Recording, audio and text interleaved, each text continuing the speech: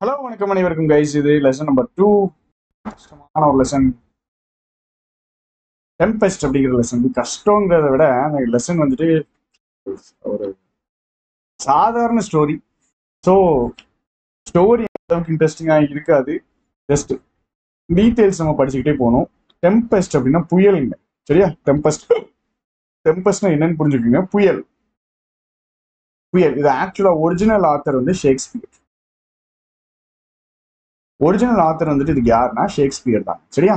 Charles லேம்ப்னு ஒருத்தர் இருக்காரு. Charles lamp. Charles lamp என்ன பண்றாரு? இவர் ஒரு புக் எழுதுறாரு. இவர் எழுதுற புக் என்னன்னா டேல்ஸ் ஃப்ரம் ஷேக்ஸ்பியர். ஸோ ஒரிஜினலா ஷேக்ஸ்பியர் இந்த கதையை எழுதிட்டாப்ல.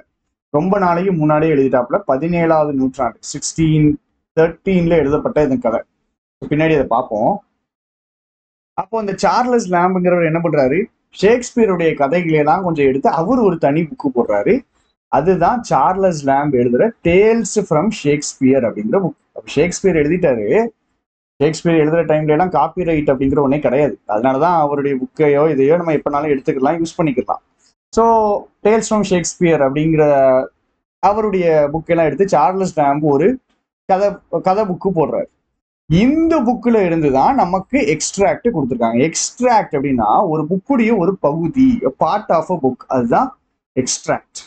ஸோ சார்லஸ் லேம்புடைய புக்கான டேல்ஸ் ஃப்ரம் ஷேக்ஸ்பியர்ல இருந்து ஒரு பகுதியை எடுத்திருக்காங்க, நமக்கு லெசனா கொடுத்துருக்காங்க. சரியா? இப்ப ஷேக்ஸ்பியர் எழுதுனதுல இருந்து டைரக்டா நம்மளுக்கு கொடுக்கல. ஷேக்ஸ்பியர்ல இருந்து யார் எடுத்திருக்கா? சார்லஸ் லேம்ப் எழுதி கொஞ்சம் எடிட்டிங்லாம் பண்ணி கொஞ்சம் சின்ன சின்ன விஷயங்கள்லாம் பண்ணி புது இங்கிலீஷ், மாடர்ன் இங்கிலீஷ்க்கு மாத்தி அப்படிலாம் வச்சிருக்காப்புல டேல்ஸ் ஃப்ரம் ஷேக்ஸ்பியர்னு. இதுல இருந்து நமக்கு என்ன பண்ணிட்டாங்கன்னா ஒரு எக்ஸ்ட்ராக்ட் போட்டோம். சரியா? பார்ட் ஆஃப் அ புக் எடுத்திருக்காங்க. ரைட்ஸ். ஸோ கதை என்னது அப்படின்னா, ஒரு ஐலாண்ட் இருக்கு. அதுல 2 பேர் தான் இருக்காங்க. ப்ராஸ்பரோ அப்படிங்கிறவரு, மெராண்டா. அந்த மெராண்டா தான் வந்து நம்மளுடைய ஹீரோயின். சரியா? So very beautiful young lady. 15 வயசு கிட்ட தான் ஆகும் இவங்களுக்கு. ஸோ ஐலாண்டுக்கு வராங்க, சீக்கிரமே வந்துட்டாங்க. இவங்க வந்துட்டு அப்பாவை தவிர வேற யாரையும் பார்த்தது கிடையாது. ஒரு கேவ்ல இருக்காங்க, made out of rock. Bold பண்ணது எல்லாமே முக்கியம். சரியா? ப்ராஸ்பரோ இருக்காங்க. அடுத்தது Miranda, lived in a cave made out of rock. எல்லாம் சரிதான். நிறைய அபார்ட்மெண்ட்ஸ் இருக்குது. அதுல ஒன்று வந்துட்டு இவர் படிக்கிறதுக்குன்னு வச்சிருக்காரு. நிறைய புக் வச்சிருக்காரு. அதுல வந்துட்டு நிறைய மேஜிக் புக்ஸும் இருக்கு. ஸோ இதுல நிறைய மேஜிக்குமே வரும். ஸ்டோரி ரீட் பண்ணீங்கனாலே புரியும். சில சின்ன சின்ன சின்ன டீட்டெயில்ஸ்க்காக தான் நம்ம இந்த கிளாஸ் சொல்றோம். ஆர்ட் மூலமா நிறைய by virtue of his art அப்படின்னா மேஜிக் மூலமா. சரியா? இவருக்கு என்ன கலை? ஆர்ட்னா கலைங்க. எந்த கலை இவருக்கு தெரியும் அப்படின்னா மேஜிக் தெரியும். நிறைய நல்ல ஆவிகளை இவர் என்ன பண்றாரு? ரிலீஸ் பண்றாரு. அதுல ஒரு ஆவி தான் ஏரியல். ஏரியல் அப்படிங்கிறது ஒரு ஆவி. யார்கிட்ட ரிலீஸ் பண்றாரு? சைக்கோராக்ஸ் அப்படின்னு ஒரு விச் இருக்காங்க. விச்சுனா வந்து சூனியக்காரி. அப்போ சூனியக்காரி ஒருத்தி இருக்கா, சைக்கோராக்ஸ்.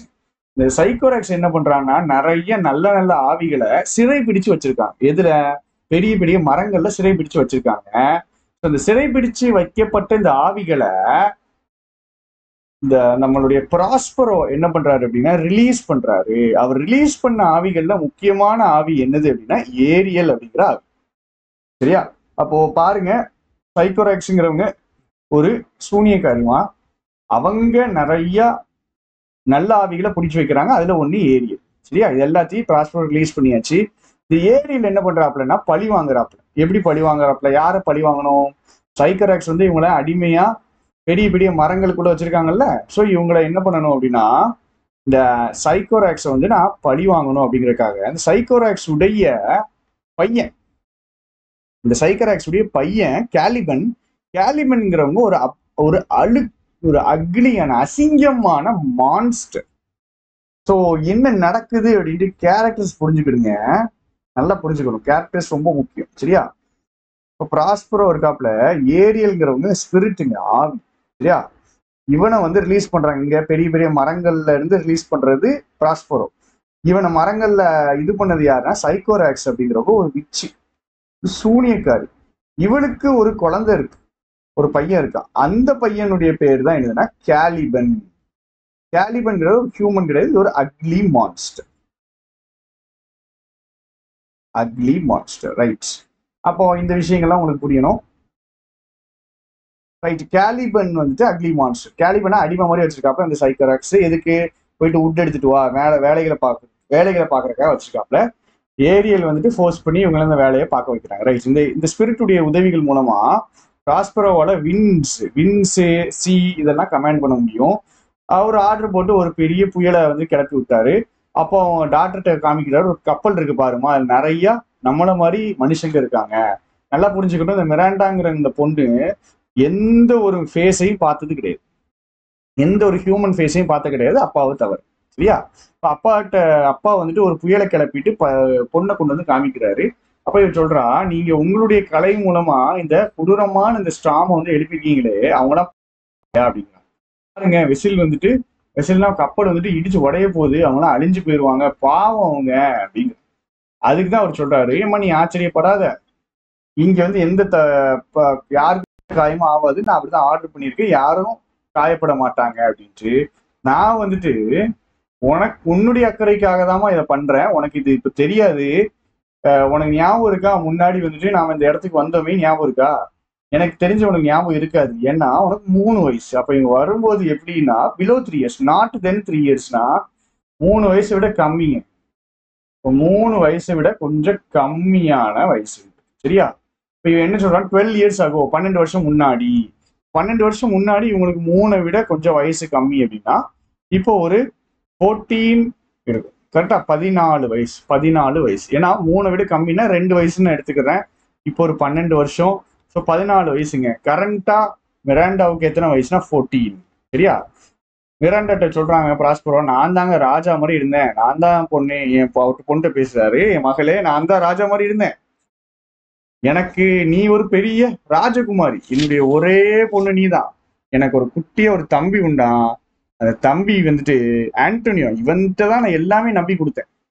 இவன் என்ன நினைச்சிட்டான், கொடுத்த பவரை எல்லாம் எடுத்துட்டு அவனே ராஜா மாதிரி வச்சுக்கிட்டான். இவனை ரொம்ப பாப்புலர் ஆக்கி விட்டேன், என்னுடைய சப்ஜெக்ட்ஸ், என்னுடைய மினிஸ்டர்ஸ், மந்திரிகள்ட்ட எல்லாம் ரொம்ப இவனை பாப்புலர் ஆக்கி விட்டேன். அதனால அவனுக்கு ஒரு கெட்ட ஒரு இயல்பு வந்துட்டு என்னைய வந்துட்டு என்னுடைய ராஜ்யத்திலிருந்து பிரிக்க பார்த்துட்டான். இதை அவன் எப்படி திரும்ப பண்ணா, கிங் ஆஃப் நேபிள்ஸ் அப்படிங்கிற ஒருத்தரை வச்சுட்டு இவன் பண்ணிட்டான். அப்ப எதிரிகள் இங்க வராங்க, கிங் ஆஃப் நேபிள்ஸ்ன்னு ஒருத்தர், இவருடைய ஹெல்ப்பை யூஸ் பண்ணிட்டு இந்த ஆண்டோனியோ அப்படிங்கிறவர் என்ன பண்ணிடுவாரு அப்படின்னா,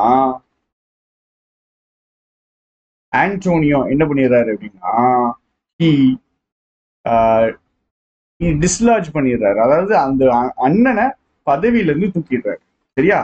சரி, அப்படி சரி. அப்ப ஏன் அவங்க நம்மளை கொண்டு போடல, அழிச்சு போடல அப்படின்னா, அவங்களால அடிக்க முடியல, ஏன்னா மக்கள் அவ்வளவு தூரம் நேசிச்சாங்க அப்படிங்கிறாரு. மக்கள் நேசிக்கிற ஒரு தலைவரை அழிச்சோம்னா பெரிய புரட்சி வந்துடும், பிரச்சனை வந்துடும் அப்படின்ட்டு. பாகுபலி படத்துல கூட இது நடந்திருக்கும். பாகுபலியை கொன்றுவாங்க, அதுக்கப்புறம் வந்துட்டு பாகுபலி எங்கன்னு மக்கள்லாம் பிரச்சனை பண்ண ஆரம்பிச்சிருவாங்க. இப்போ மக்களுக்கு பிடிச்ச ஒருத்தங்களை அழிக்கவே முடியாது.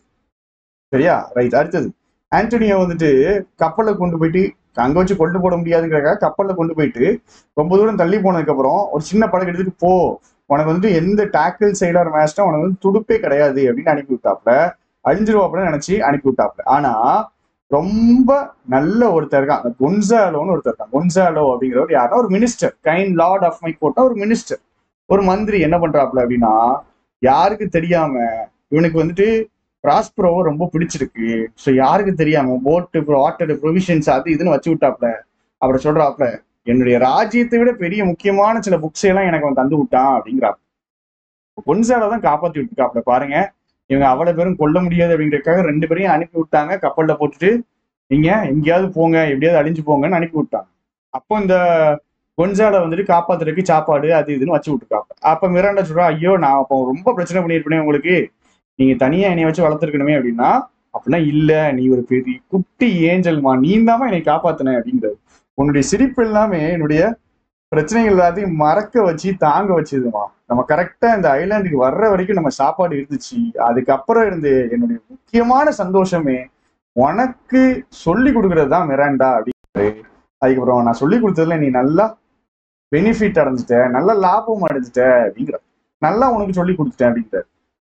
நல்ல வேலைப்பா, கடவுளுக்கு நம்ம நன்றி சொல்லுவோம் அப்படிங்கிறாரு. சொல்றாங்க மிராண்டா.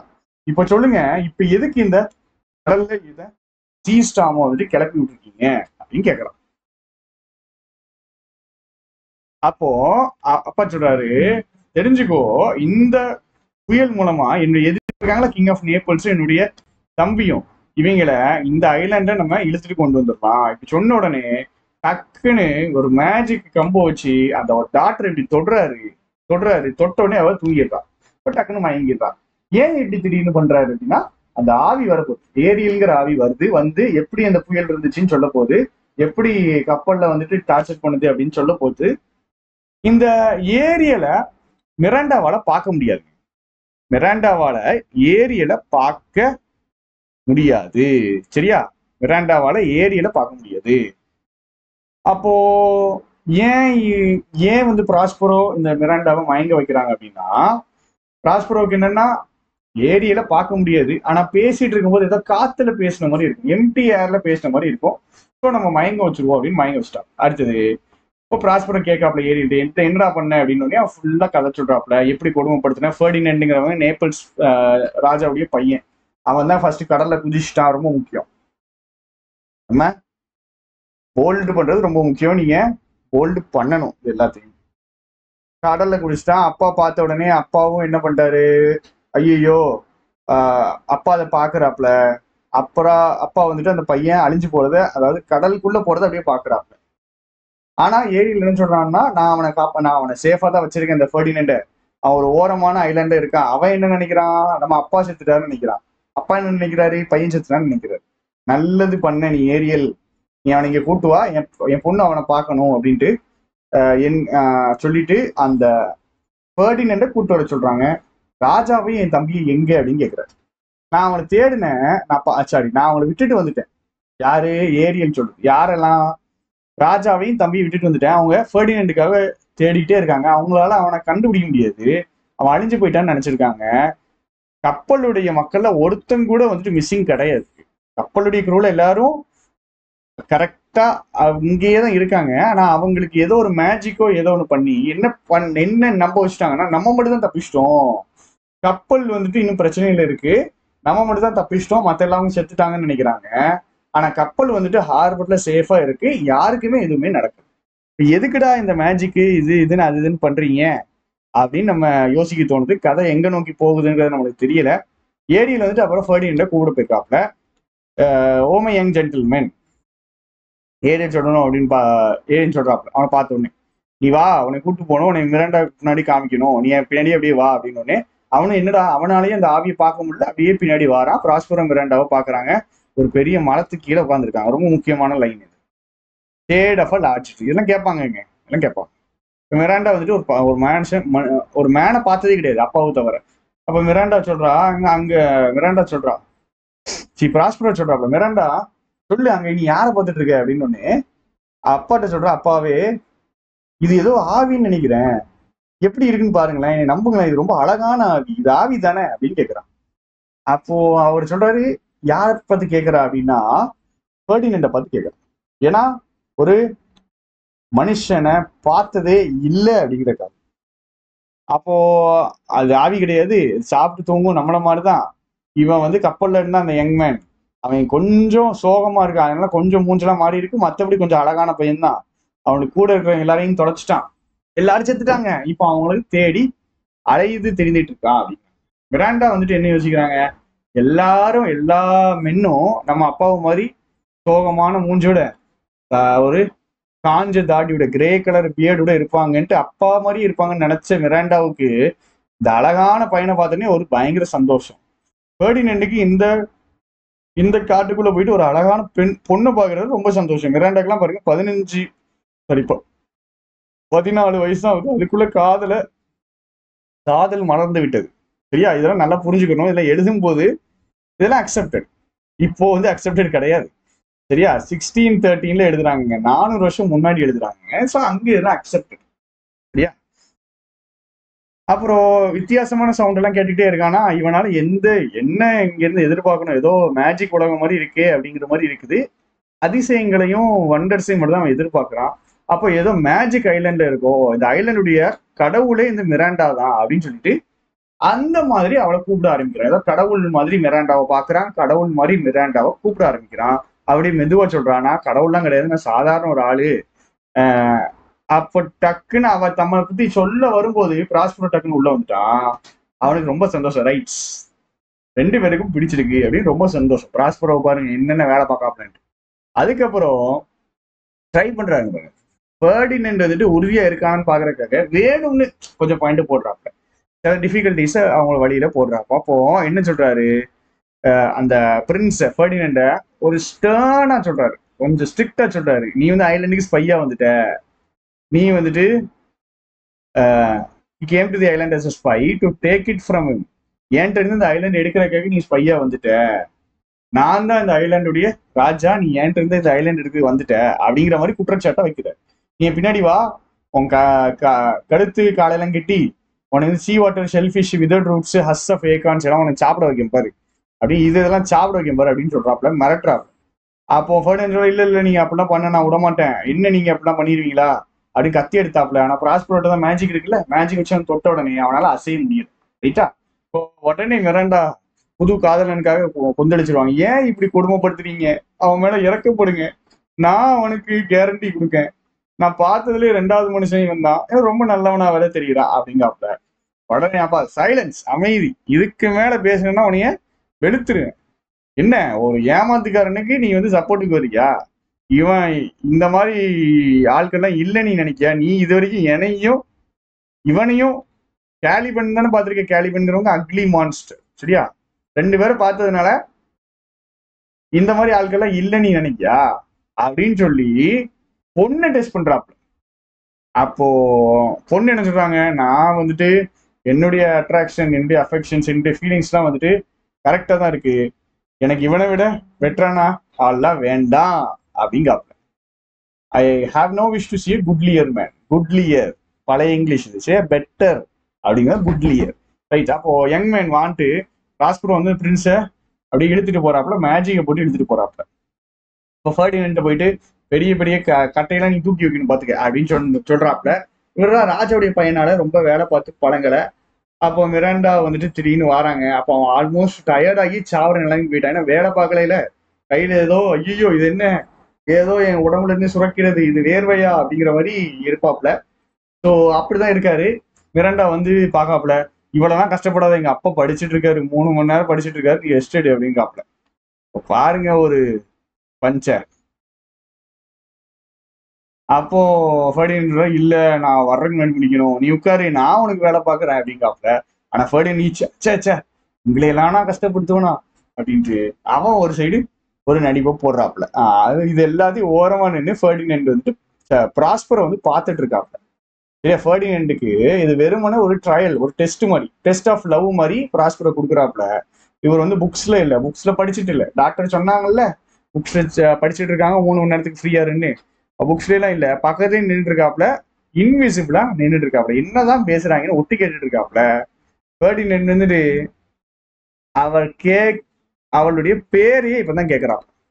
ஃபெர்டினண்ட் வந்து அவ பேரையே இப்பதான் கேட்காப்ல. அப்போ அவ சொல்றான், சொல்லிட்டு என்ன சொல்றா, எங்க அப்பா சொல்லக்கூடாதுன்னு சொல்லியிருக்காங்க, இருந்தாலும் நான் சொல்றேன் அப்படின்னு சொல்றான். Saying it was against father's express command, she did so. அப்புறம் ஃபெர்டினண்ட் கொடுக்காப்ல ஒரு பெரிய ஸ்பீச்ச, வண்டியா பேசுறாப்ல. என்ன சொல்றாப்ல, நான் தாங்க நேபிள்ஸுக்கு ராஜாவா வரணும் அப்படி இப்படின்னு பேசி, நீங்க என்னுடைய குவீனா இருப்பீங்களா அப்படின்னு கேட்காப்ல. டக்குன்னு அப்ப ப்ராஸ்பரோ உள்ள வந்துட்டாப்ல. டப்பாரு நெஞ்சு வெடிச்சிருக்கும் ஃபெர்டினண்ட்டுக்கு. என்ன அப்புறம் வந்துட்டு, ஒன்றும் பயப்படாதீங்க மகளே, பயப்படாதீங்க, நான் நீங்க பேசின எல்லாத்தையும் கேட்க நான் ஓகே சொல்லிட்டேன். ஃபெர்டினண்ட், நான் உன்னை ரொம்ப கொடுமை முடியிருந்தேன்னா கொஞ்சம் மன்னிச்சிரு, நான் உனக்கு சரி செஞ்சுறேன், நீ ஏன் பொண்ணை கல்யாணம் பண்ணிக்கோ அப்படின்னு. நீ உனக்கு கொடுத்த கஷ்டம் எல்லாமே அன்புக்கான ஒரு ட்ரையல் தான், நீ அதை கரெக்டா பாஸ் பண்ணிட்ட அப்படின்னு சொல்றாப்ல. ப்ராஸ்பரோ போன உடனே ஏரியல கூப்பிடுறாப்ல. ப்ராஸ்பரோ உடனே அந்த இடத்துக்கு கிளம்பிட்டாங்க. எல்லாருக்கும் ரொம்ப சந்தோஷம். ஏரியல் வராப்ல. ஏரியல் வந்து சொல்றாப்ல, ஆர்வமா இருக்காப்ல, ப்ராஸ்பரோடைய பிரதருக்கும் கிங் ஆஃப் நேபிள்ஸ்க்கு என்ன பண்ணேன்னு சொல்றதுக்கு ஆர்வமா இருக்காப்ல. ஏரியல் என்ன பண்ணிருக்காப்ல அப்படின்னா, ஒரு பயத்தை உண்டாக்கி வித்தியாசமான விஷயங்களை எல்லாம் வந்து கேட்கவும் பார்க்கவும் வைக்கிறாப்ல. பயங்கர பசியில இருக்காங்க, டக்குன்னு ஒரு பெரிய பேங்க்வெட் அவங்க கண்ணு முன்னாடி வருது. சாப்பிட போகும்போது பெரிய ஒரு மான்ஸ்டர் வந்து நின்றது, அந்த ஃபீஸ்ட் மறைஞ்சு போயிடுது. அப்ப ஏதோ ஒரு மென்டல் லெவல்ல ஒரு டார்ச்சர் மாதிரி கொடுத்துட்டு இருக்காங்களா, பயங்குடுத்தி சாப்பாடை கண்ணு முன்னாடி கொண்டு வர வச்சு சாப்பிட போகும்போது அங்க ஒரு பேயை வச்சு அது தாண்டி சாப்பிட போனா சாப்பாடு மறைஞ்சிருது.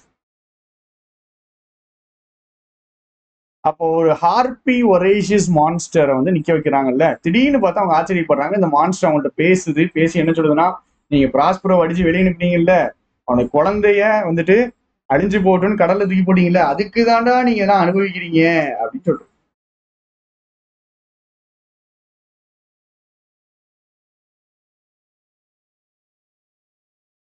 உடனே இவங்க 2 பேரும் மனசு திருந்திட்டாங்க. வில்லன்கள் திருந்திட்டாங்க. சரியா, படத்துல நடக்கிற மாதிரி. அடுத்தது பிராஸ்பரோ சொல்றாரு, அப்ப அவங்கள கூட்டு வா, அவன் திருந்திட்டாங்கல்ல அப்படின்னு கூட்டு வா அப்படிங்க. கூட்டு வரும்போதே கூடவே கொன்சாலோ வராப்ல. இந்த கொன்சாலோ தான் என்ன பண்ணாப்ல, காப்பாத்தினாப்ல, புக்ஸ் எல்லாம் வச்சு காப்பாத்தினாப்ல. ரைட்.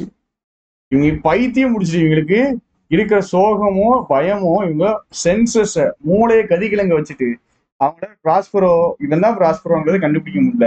ஃபர்ஸ்ட் கொன்சாலோட்ட போய் சொன்னாப்ல, நீ தாண்டா என் வாழ்க்கையை காப்பாத்திட்ட அப்படிங்காப்ல.